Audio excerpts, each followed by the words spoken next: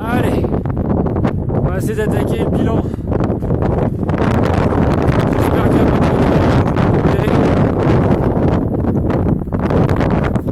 Je suis pas contre-jour évidemment.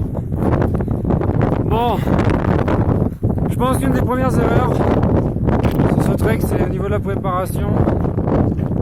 Ne pas m'être investi plus sur la préparation du trek avec les trois Français qu'on a rencontrés à l'hôtel là. Mon sentiment, c'est qu'on s'est greffé en fait à leur trek et qu'on n'a pas réussi, on n'a pas su Gabi puis sûrement dire qu'on n'avait pas le niveau et réclamer des pauses. Ensuite, il y a l'excès de confiance. C'est vrai qu'on s'était baladé un peu dans les lagunes les jours précédents avec eux. Gabi en avait chié le premier jour, elle avait été malade. Moi, ça s'était relativement bien passé, bonne foulée. On avait marché pendant 5 à 6 heures pour faire l'aller-retour à la lagune. Mais il y avait du dénivelé aussi, hein. On a été monté, je sais pas combien il y avait de dénivelé, on a tapé 600, 800, peut-être 1 km de dénivelé.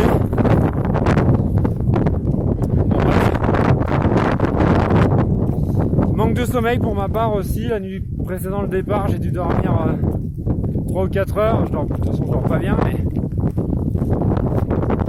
voilà, un peu sous-estimé le trek, excès de confiance, défaut d'orga, voilà. Autre erreur pour ma part, la gestion, l'organisation du sac. Je sais pas si ça vient du sac en lui-même, ça a l'air sac d'alpi, c'est pas un sac de rando, j'ai pas sous-estimé le poids des affaires lourdes, je les ai mis sur le dessus du sac, alors bien évidemment c'est logique, tout le monde le sait, il faut le mettre en dessous. Donc j'avais les bouteilles d'eau, j'avais la tente, en fait les parties les plus légères, mes fringues, le pain, c'était en dessous. J'ai essayé d'agencer ça en cours de route. J'ai filé des affaires à Gabi aussi. Je pense que le mal était fait. J'ai pas su gérer. Régler mon sac aussi peut-être. Ceci dit là il est plus léger maintenant mais bon j'ai toujours mal. Ça fait mal sur les hanches. Le harnais là où ça tient tout le poids là. C'est bien irrité, bien esquinté, échymosé. Et les épaules sont contractées.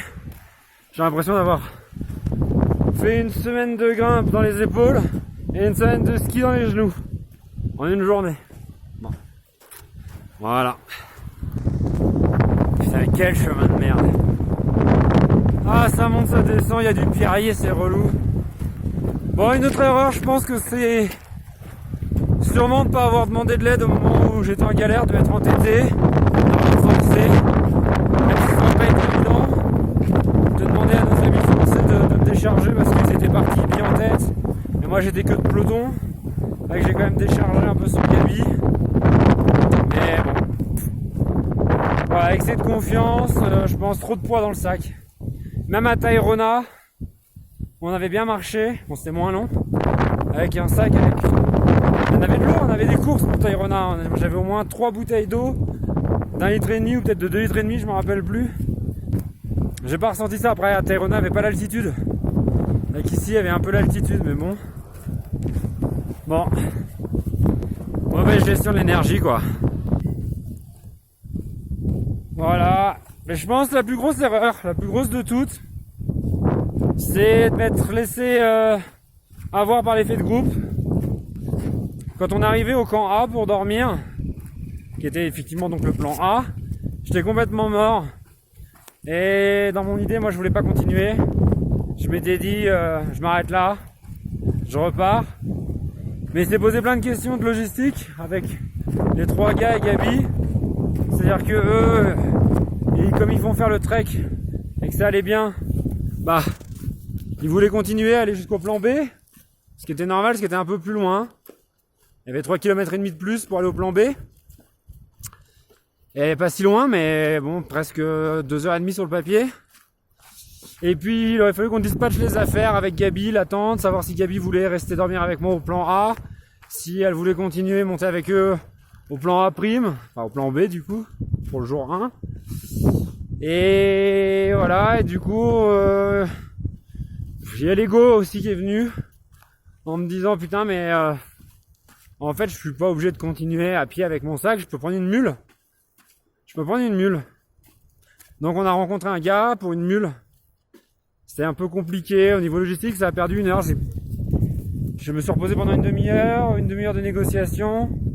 Puis finalement les gars étaient pressés, ils voulaient arriver au camp B quand il y avait 2 heures de marche avant la tombée de la nuit, 15 heures déjà, pour poser le camp bien évidemment. Donc ils m'ont déchargé d'une partie de mes affaires. Ils sont tous partis, moi je suis resté pour négocier avec le gars pour essayer d'avoir une mule sur le camp B pour le lendemain matin, avec des bons tarots. Pas évident, enfin bon. Au final, ouais, je me suis retrouvé pris en otage et avec cet effet de groupe, bah j'ai privilégié le groupe, j'aurais dit les gars, ok on y va, avancer. Je me suis pas écouté. Je pense que là, ça a été décisif pour moi, mais ça a été bien en même temps. Même si j'avais un sac qui était plus léger, parce que du coup j'avais la moitié de mon sac seulement pour finir. Les 3,5 km restants, bah je les ai bouffés. Mais j'étais aigri de ouf. Et ça a achevé de me convaincre que même avec une mule, je voulais pas continuer. Même avec une mule, c'était pas mon élément. Que j'avais rien à faire ici, que ça m'intéressait pas. Donc, arrivé au camp B, je leur ai dit, les gars, c'est mort. Ça va trop saouler. Surtout que, en fait, le camp B, ils l'ont pas trouvé. Ils sont allés au camp B', camp qui était pas prévu. Qui était 2,5 km plus loin. Encore. Donc en gros, pour vous donner une idée, le premier jour, on avait prévu de faire 9 km pour aller jusqu'au plan A, jusqu'au camp A, et là de faire le bilan. Du coup, on a continué, il y avait 3,5 km, un peu plus 3,7 km pour aller jusqu'au camp B. Et finalement, là où on a réellement dormi, c'était encore 2,7 km plus loin. Je vous laisse faire l'addition. En gros, on a fait 16 km le premier jour.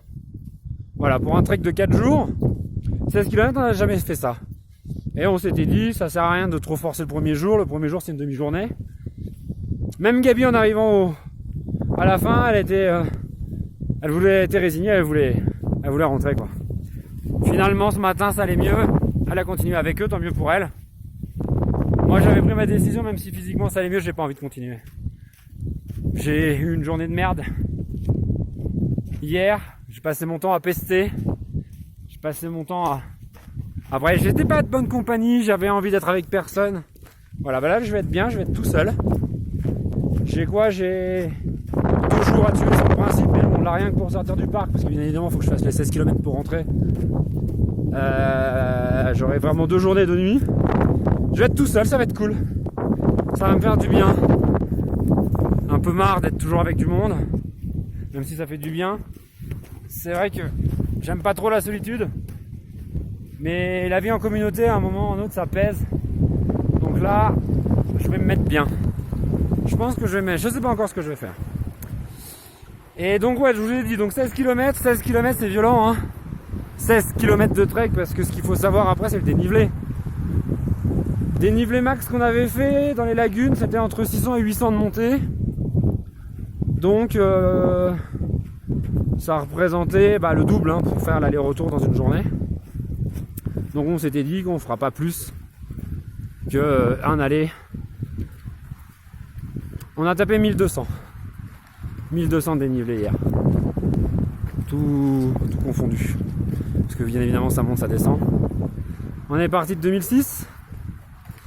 On a dormi à 3008. Presque 3008. Et il y avait un passage à 3009. Voilà. Donc beaucoup trop.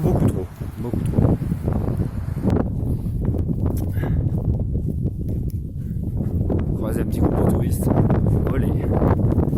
Ouais, donc pour finir au niveau des erreurs, il y en a quand même pas mal, hein. Tout mis bout à bout, c'est lourd. Mais il y en a un petit dernier, je pense. C'est que on est parti en trek en autonomie. En autonomie, ça veut dire qu'on est parti avec notre propre tente, notre propre bouffe, avec un sac sur le dos, etc. Bon, bref, vous avez compris. La dernière fois qu'on est parti un peu à l'aventure avec Gabi, c'était en forêt amazonienne. Là, on avait été pris en charge, mais de A à Z. Déjà, on était parti pendant une semaine, mais on était en canoë, on a fait très peu de marche. Même si on avait pris un sac qui était relativement allégé, les sacs qu'on avait portés sont toujours dans le canoë. On était avec deux guides qui sont chargés de faire les courses, de charger, décharger les canoës, de faire des pauses quand il fallait. Ils étaient aux petits soins avec nous, ils nous ont toujours demandé, du coup c'est eux qui faisaient la bouffe. Ils nous demandaient si on voulait plutôt bouffer frito, cuisinado. Donc, là c'était pas le même délire parce que le repas hier, les petits potes, c'était des ramen. Et donc à la tombée de la nuit, on fait chauffer de l'eau, on prend un peu de temps, pendant ce temps tu gèles les burnes. Et puis une fois que tes ramen sont prêtes, enfin l'eau est bouillante, tu mets dans ta gamelle. Il se passe quoi? Il se passe que tes ramen, il faut quand même attendre 5 à 7 minutes qu'elles soient prêtes. Et du coup l'eau... Oh, voilà. Suerte. Il faut donc que tes ramen, elles trempent, hein, elles baignent, elles s'imprègnent. Donc du coup ton eau refroidit. Au final tu bouffes froid. Hein. Tu bouffes froid et tu bouffes pas cuit. Donc ouais. On s'était dit qu'on allait avoir chaud avec Gabi. On a pris des crudités aussi, quelques tomates, quelques concombres parce que ça apporte de l'eau. Moi je bois pas beaucoup d'eau. C'est vrai que c'est assez agréable. Tellement éclaté, tellement fatigué qu'on n'a pas bouffé. Mine de rien, ça fait du poids en plus. Bon, voilà. Du coup, voilà le bilan. Au niveau des erreurs, je vous laisse là-dessus. J'avance un peu sur mon truc. Je dois avoir fait 1 heure, 1 heure et demie. J'ai dépassé déjà les lagunes un peu. Ah, si vous voyez, c'est joli, mais j'ai du mal à kiffer l'environnement. Tellement j'en chie. Même là, j'ai mal. J'ai encore mon sac mélanière qui sont sur les épaules. Je sais pas pourquoi, ça glisse, ça devient un chat. Bref, c'est merdique. Du coup, je vais réfléchir aux points positifs parce que il y en a quand même si c'est une mauvaise expérience. Et puis je vous refais une petite vidéo. À plus tard.